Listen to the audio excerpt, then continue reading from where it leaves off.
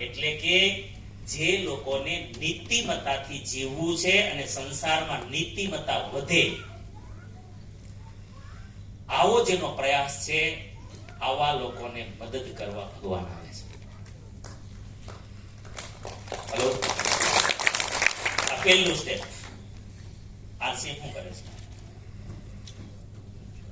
જેનું અલ્પેશભાઈ કોઈ નથી, જે હારી ગયા છે, બિચારા થાકી ગયા છે. અત્યારે એવું થઈ ગયું છે કે જે તમે ખોટું ન કરો તો જીવવું મુશ્કેલ છે, આવી માનસિકતા બની ગઈ છે જે દેશમાં. હેલો, પોતાનું પેટ ભરવા માટે માણસે કંઈક ખોટું કરવું પડે છે, જુગાડ કરવો પડે છે, વ્યભિચાર, ભ્રષ્ટાચાર, જે કયો તે કરવું પડે છે, માનવતાને નેવે મૂકવી પડે છે. એ હાલત થઈ ગઈ છે અત્યારે. એવા કાળની અંદર પણ એવા લોકો તો છે જ ના, કે ભાઈ અમારે કરવું નથી, અમારે અડધી ખાવું પડે તો અડધું ખાશું, પણ અમારે એવો પૈસો જોતો નથી.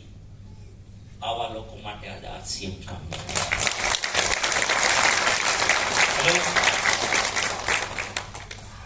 હવે હું નાનપણથી આ વિચારોમાં ઘૂસેલો હતો, મારે આવું જીવન જોતું હતું. હું ચડી ગયો ઇન્ડસ્ટ્રીઝમાં. ક્યાં ચડી ગયો? ઇન્ડસ્ટ્રીઝમાં ચડી ગયો. અને સુરતની અંદર જે પહેલી ઇન્ડસ્ટ્રીઝ કરી, એટલે કે હું